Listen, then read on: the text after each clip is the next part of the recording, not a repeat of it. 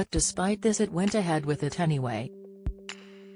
Former Chief Scientific Advisor Sir David King assembled 12 of his own experts, independent SAGE, to shadow the version of the government's Scientific Advisory Group for Emergencies, SAGE.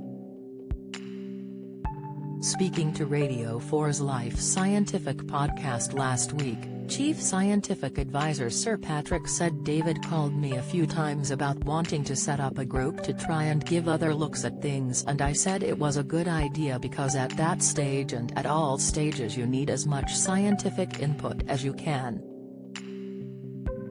I did say to him, don't call it SAGE, because that's just going to cause confusion, which he said he wouldn't, but anyway they did.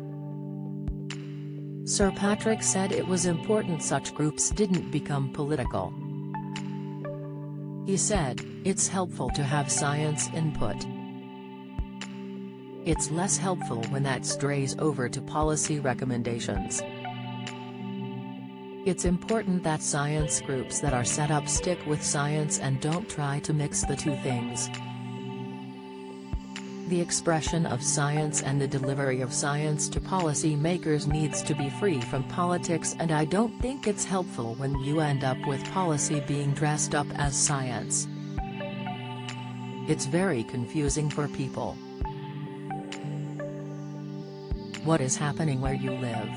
Find out by adding your postcode or visit in your area. Last night, leading public health specialist Professor Alison Pollock, former member of iSage, tweeted Sir Patrick's interview clip with the words, "This is why I left iSage."